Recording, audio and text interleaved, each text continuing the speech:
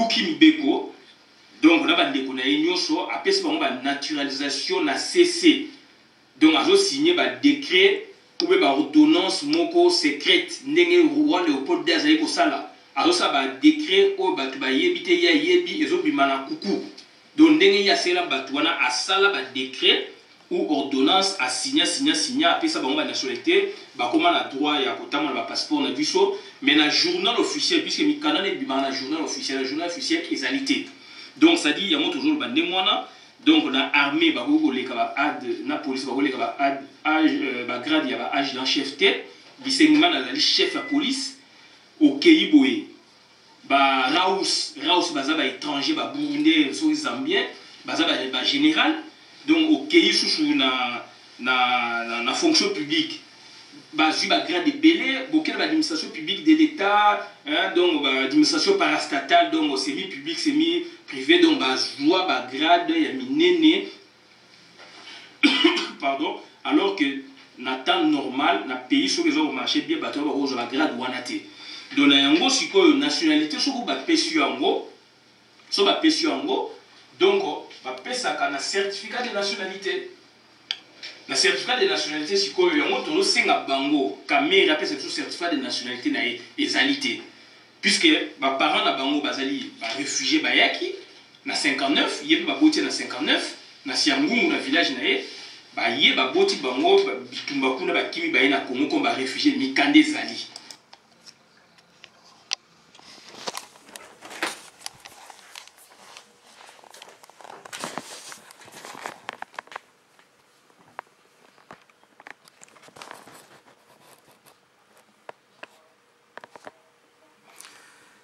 Bonjour peuple congolais, donc binomoko bolandi vidéo oyo toujours parler na nationalité, toujours parler na bolandi vidéo oyo toujours parler na makambo nationalité. Nationalité parce qu'il y a un cas flagrant, les lots na CPI, beaucoup de Congolais n'en parlent. Donc ezali kaya Bosco Tanganda.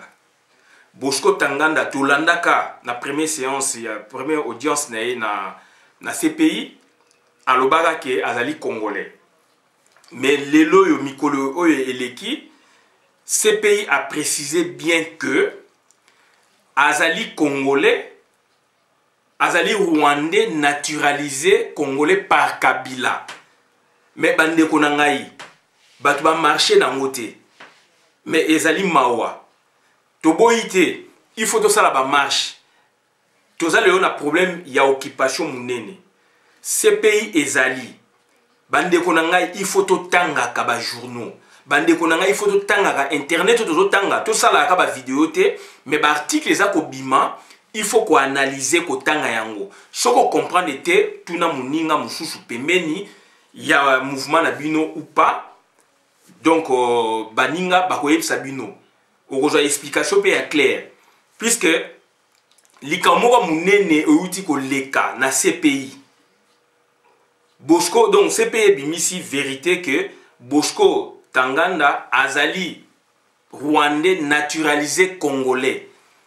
Toyebisa bino na ba vidéo oyo to sala sur la nationalité congolaise par rapport ya Kaya Kamere. Donc à quoi qu'on pouvait bisoter que azali congolais puisque document probant, acte probant vraiment oyo ke laksa que Moutazali congolais, Moutazali national, pas congolais, oyo laksa que azali français, azali belge, azali boy, azali congolais, donc un national, et zalaka certificat de nationalité, et zalaka passeporté. Tant dans le bas ma caméra donc et zalaka passeporté, et za mwasi na ote, et za buka lopango na ote. Donc il y a un certificat de nationalité. Et nationalité congolaise, il y a des conditions pour la grande naturalisation et petite naturalisation. Et donc, donc pour nous, après 16 années, il y a des demandes. Et il y a des conditions à ma casse et Moutou Akocha Manza qui est président de la République. Na ba condition belé bota la vidéo o to sala ngo donc to jong sa on net to sala ka yango eza na YouTube auto parla spécifiquement na kaya Kamere na batunaye mususu wana. Bandeko na ngai CPI a outi ko révéler biso loko munene, mais aucun Congolais baké ko, moi aussi j'en fais partie, aucun Congolais ou groupe de Congolais bakéi ou tokéi na CPI. Naza ko esli batute ngamo pe naza fotif na sens wana. Toké jamais ko manifester devant CPI pour na ko dénoncer manœuvre wana. Et le lot qui Kanambe a longwe puisqu'à Kolongwa, tu peux découvrir combien de cas y a où il y a signé ba ordonnance secrète. Ba bengango ba ordonnance secrète ou ba décret secret. Ba ndeko na ngai ezali pasi mingi. Est-ce que na loi na biso a signé qu'on a cadre ya ordonnance loi a signé le komoko boye secrètement to éviter. Est-ce que a signé qu'en quand? Puisque ce qu'a signé en OP, il faut la babi on a un journal officiel. Et a publié, et a public. Dans beaucoup il y a l'État. Toloba yango ils ont la vidéo bande konangai. Et tant que bima bongo, puisque ils a kaya bate belé oyo président de la République a Manzaka, il y a nationalité, il y a boye. Si quoi il ça nini et comme na tant à publier donc on suppose les alliés koyo public nous sommes à se procurer un document pe atali yango to bengi yango ezali ba ordonnance moko secrète donc ba ko bimisa rango te mais il a signé ba directeur na ye wana oyo ko za ba précaré na ye ba rwandais ou ba directeur oyo ba leki ya cabinet na ye wana cabinet chef de l'état donc ba congolais ba leki wana na cabinet na ye ba yebi masolo wana mais ezali caché. Puisque il y a signé, mais ils allaient public te moutoyer habité. Puisque constitution la biso wana, donc ndenge lobami, donc et puis loi sur la nationalité, donc pour la montage de naturalisation, ils allaient difficile.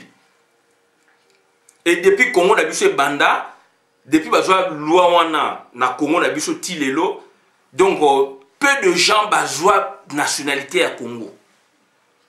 Bande konangai tant que tozali ko loba, tozali ko sala, tozali ba combattant, tozali ba résistant, donc il faut tozala na yangele. Il faut tant tozala ko tanga, tozala na ba vidéo, na ba Facebook, na ba YouTube, bande konanga totala ba dessinti. Toye beloko nini baninga ba lobby, eloko nini muninga lobby, vidéo webi pona nini ba mettre en exergue quelle sorte de notion pour permettre à l'association et permettre à la parti politique de décortiquer le fait pour expliquer, puisque nous sommes en compréhension de mon côté, pour recadrer en quelque sorte en définitive pour un lima moko ne balobaka. Et lima moko dans l'association Songolo, Pakala, lima moko et na niveau ya likolo ya groupe ba combattant.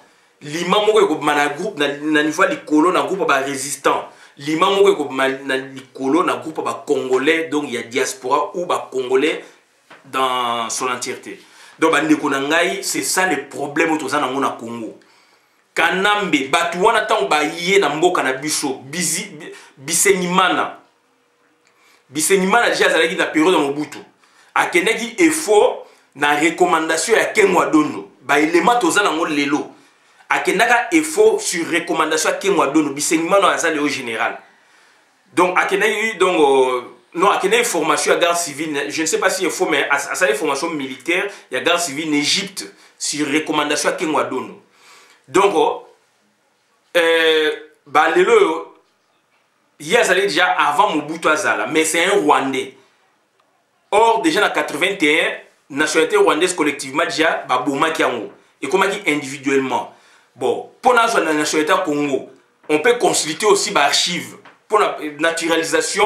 Donc, la nationalité va payer ça la nationalité d'origine, puisque on a biso mutu, ethnie wana ba tribu zalaki na 1885 on va constituer donc première tranche ba congolais d'origine. Siko o baza ko yena ba ndenge belé donc tout ba neti ba naturalisation.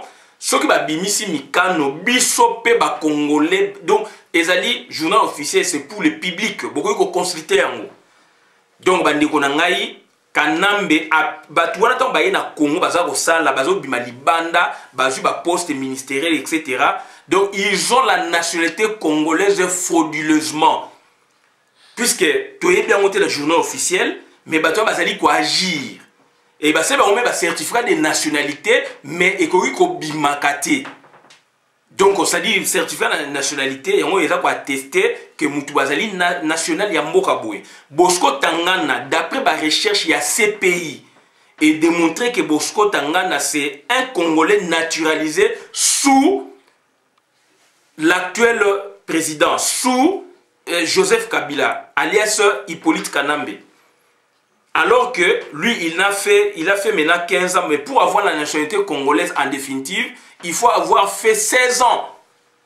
À partir de la 16e année qu'on va vraiment commencer à étudier votre dossier. Donc, il faut passer d'abord, franchir une étape, donc petite naturalisation et puis la grande. Donc, j'avais fait déjà une vidéo sur ça. Voilà, donc on vous dit aujourd'hui, il y a tricherie, il y a fraude quelque part, puisque la CPI vient de déclarer solennellement la nationalité de Bosco Tangana. Mais je n'ai pas vu un groupe de Congolais ou un Congolais devant la CPI, n'est-ce pas, dénoncer cette manœuvre.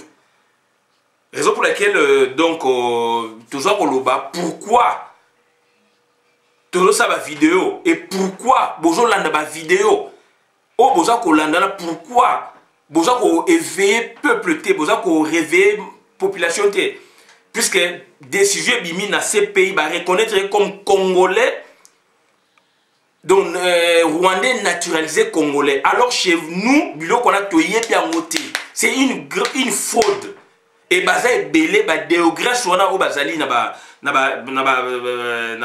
ofida o bazali éparpillé na ba institution politique na biso donc notamment ba grand service donc ba société il y a l'état o ba comme ba PDG ba DG etc. ba Rwandais ba Burundais ba Ougandais wana Kanambe asela bango en secret ba ordonnance a comme ça bango ba Congolais o bazali lelo na magistrature o bazali ko sala ba place songolo pakala ba Congolais bozomona bango o bazu ba bourse bazali aux États-Unis. Ce sont des Congolais naturalisés alors que chez nous on les connaît pas.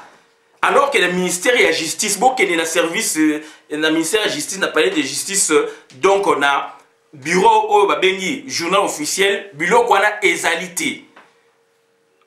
Donc les bureaux comme secret et ces pays a outil qu'on confirme en internet.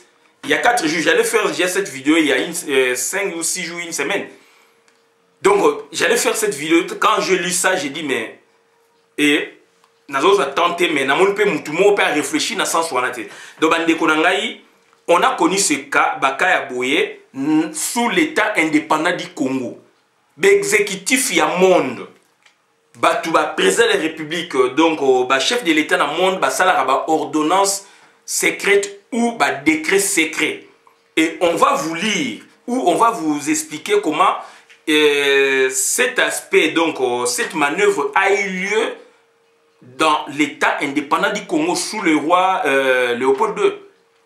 Quand il avait pris l'idée, puisque l'état indépendant du Congo déjà, au départ, il y a qui donc libre-échange. Ça là pour la grande nation, il y a la libre-échange, commercer librement dans le bassin du fleuve Congo. Notamment appelé aujourd'hui donc au Congo belge. Puisque le bassin du fleuve Congo, c'est un bichoté, mais bichoté, vous allez masse centrale avec notre fleuve. Fleuve na biso ne mutu et biso ba flier belé ba rivière ba boé ba lac ba ni à travers toute l'Afrique centrale et quel même tin Afrique australe. J'avais expliqué ça aussi dans l'expliqué ma conférence de Berlin na bimisa qui donc acte conférence de Berlin j'avais tout expliqué ba pays circonvoisins de bazali ko benga wana donc ba ndeko na ngai ezali makamoko ezali pasi ngala za ko senga na classe politique congolaise. Ce qui est comme il faut alerter. Nous avons la diaspora, puisque nous faisons aujourd'hui partie, déjà, il y a classe politique congolaise, entre guillemets, il faut qu'on alerte la population. Parce que, Rwandais, toujours mon abango, toujours le babasa Rwandais, mais sur le plan légal, secrètement, ce sont des Congolais. Et quand makambo ezali secret, donc on s'est dit, baza ko banga quelque chose, donc ezali manœuvre, nous on peut dénoncer ça. Donc tu veux dénoncer, tu veux saisir l'institution aussi. Il y a bamboka ya kati na Congo ou bien Libanda pour na dénoncer ba manœuvre wana. Et tala ndenge ba Rwandais ba komi belé, bazu ba bourse ba ya biso ba Congolais entre guillemets. Ça c'est donc il y a une raison pour laquelle to dénommement volet oyo to benga décloisonnement et à savoir politique.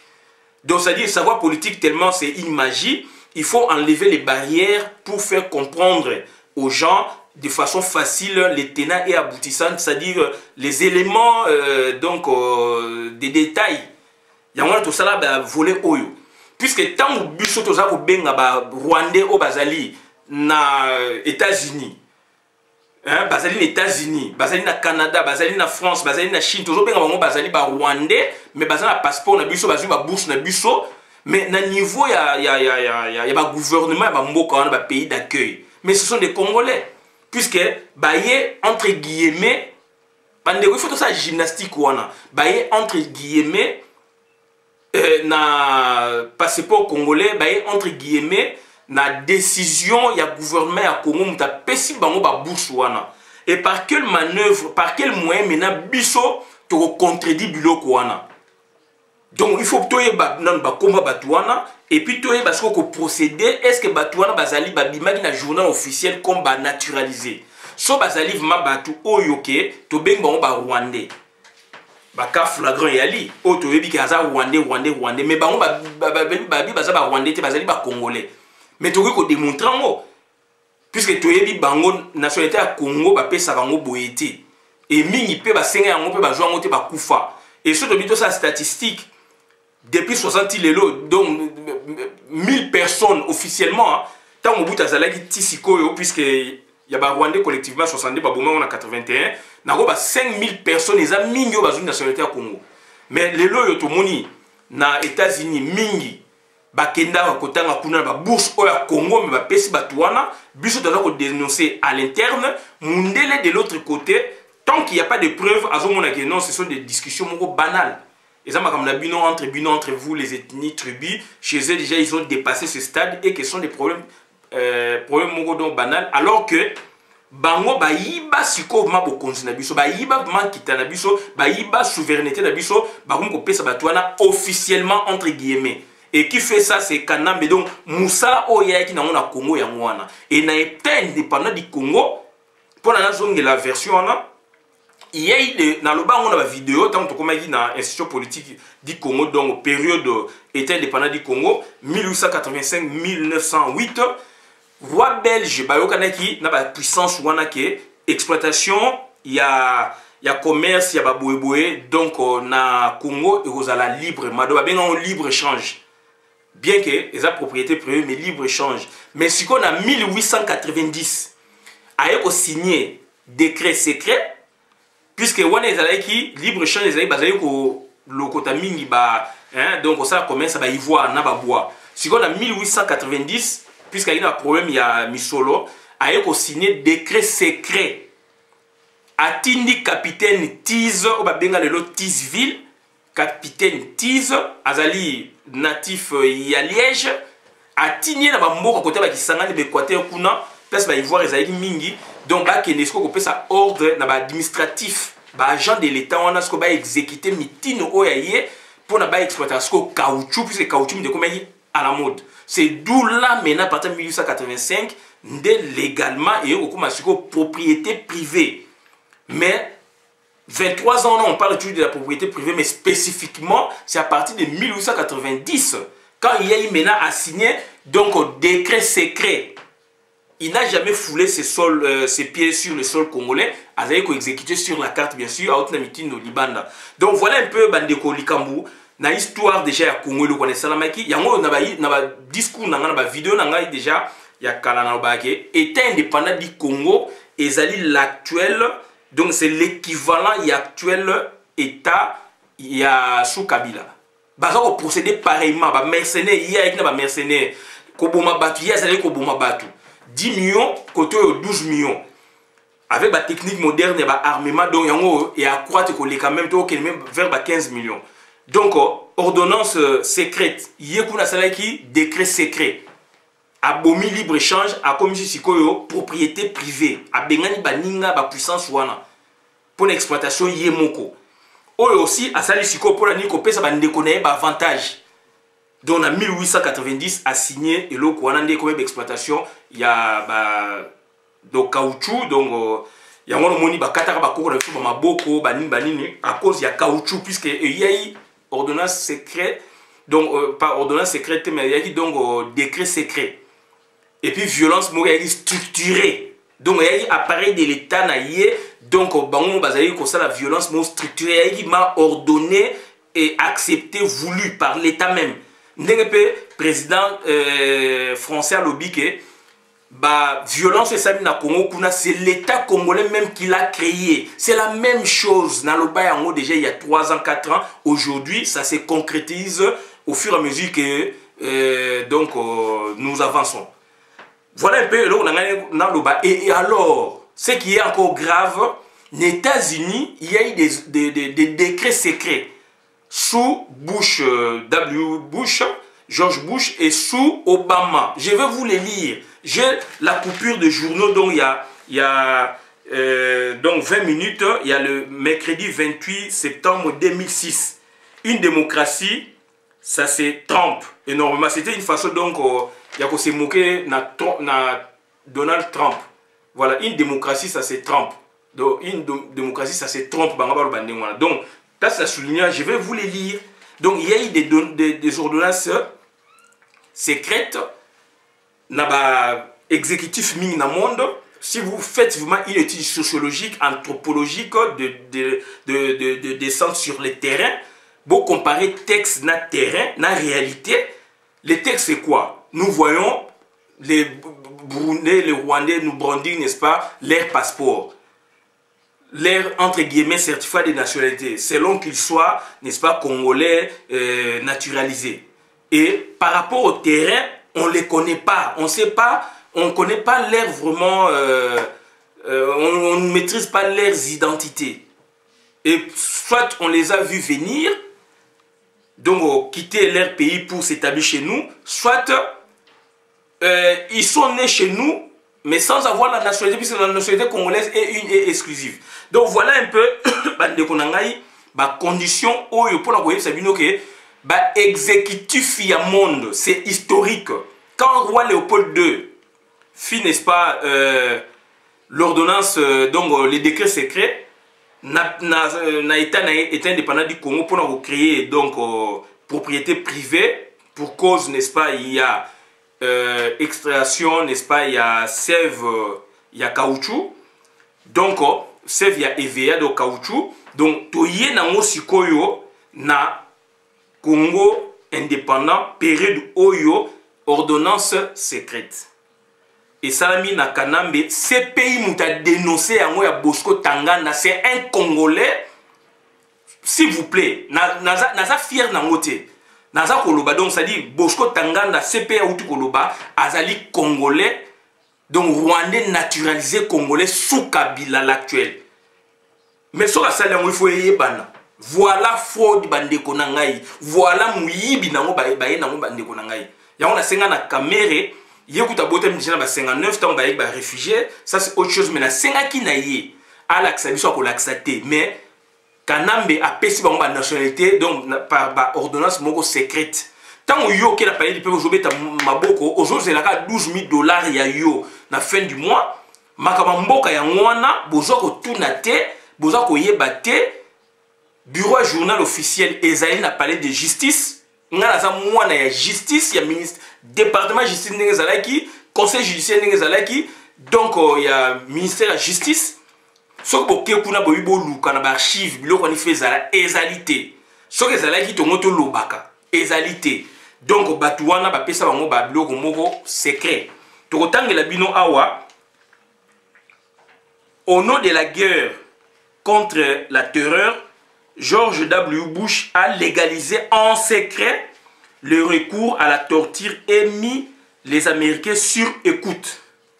Barack Obama, qui avait dénoncé le faux choix entre les libertés et la sécurité, a autorisé les assassinats de citoyens américains suspectés de terrorisme à l'étranger. Un président s'appuie sur une équipe d'avocats, dont on est aux États-Unis. Un président s'appuie sur une équipe d'avocats du département de la justice, le bureau du conseil légal, qui rédige des mémos souvent secrets, créant un cadre légal pour ses actions. Voilà, donc c'est le problème du système checks and balance. Donc voilà, makambu oyo ezali les États-Unis, il y a George Bush, il y a Obama, basalaki makambu donc ba décret secret. Okuna sa décret secret pour na kosala kocha ba américain écoute to kakango et y a secret et bimalité na journal officiel na bango ou équivalent journal officiel na bango kuna ba américain ba yebaki ngote mais ya tchaki manzaka et l'équipe va parlementer a décidé donc na Obama sikoyo yesikoyo donc ba liberté la sécurité batou donc a bebisaki ngo puisqu'à autoriser ba bouma même ba citoyen américain au bas suspecté de terrorisme na étranger. Donc voilà un peu donc babilo mo bimaki en secret sans que passer dans le parlement. Et ça ba pratique eux ils ça et ça man exécutif. Voilà même baka éloquent na États-Unis d'Amérique. Na France aussi sur le bito côté tout ça la richesse peut-être il y en a. Mais l'État indépendant du Congo ezalaki tu es bino pour na et cause nango il y a décret secret hollandais bakoko na biso bakate ba maboko puisque comme sikoyo libre échange ezali kaka bazo ko ramasser ba ivoire oyo yaki entassé depuis des siècles na Congo kokata banzete ba exploitation mo ndenge yaki normal yaki ma facile sikoyo ayeko sala ordonnance décret secret en 1890 pour na ke ba esalaka exploitation ya caoutchouc et caoutchouc balona ki amonte mais isko na kata forêt faut ba kendaka misika du siko ba koko na biso pe mingi et yaki ma ba corvée misala makasi bazali ko boya du ba ko kata bango ba maboko conséquence na ngwana violence yaki structurée ya état ndimi yango et le roi Léopold II atindaki élément na donc Tiz capitaine Tiz aza liégeois donc et komaki na ba Congo na Inkisi do ba benga Tizville.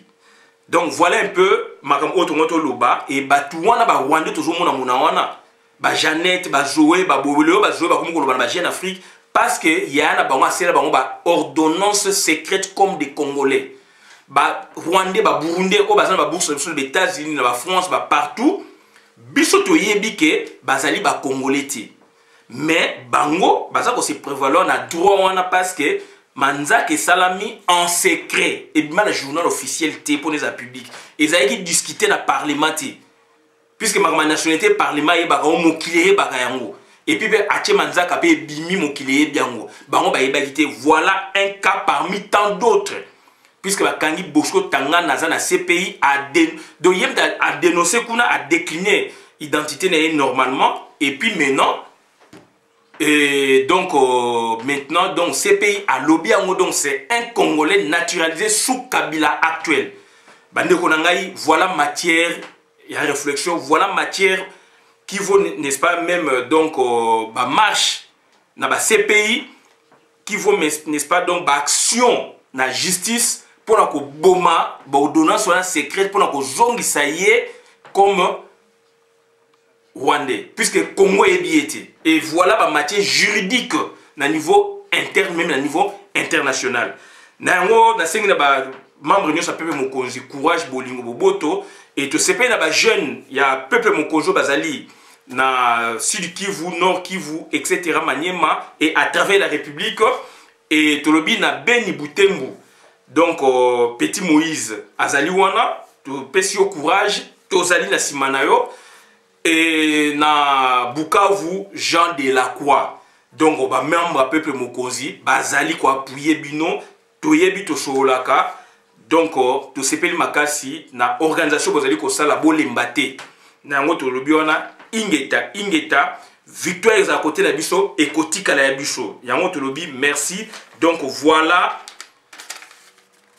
coupure ya journal il y a 20 minutes en France, on a parlé de ça. On a parlé de décret secret dans les États-Unis sous Bush W et sous Obama l'actuel. Tolobi, merci. Bolanda vidéo malamu.